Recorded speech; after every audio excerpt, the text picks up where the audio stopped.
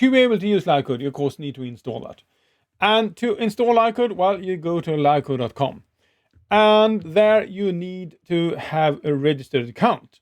And to register, well, you can click the Start Now button. That will give you the possibility to try out LiveCode for 10 days, I think it is. After that, you need to have a paid version.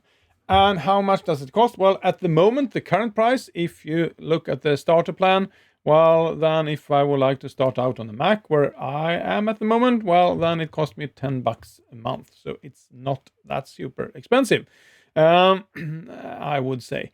If you would like to have a more pro or business plan, well, then it costs you more, but it's still fairly competitive price.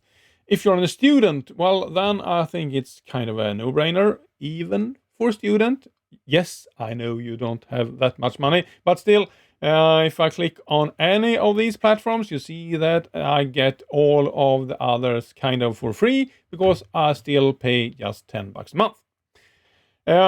When you have an account, you can log in and then you can click the download button and then you will arrive here. And here you have all the licenses that you can download.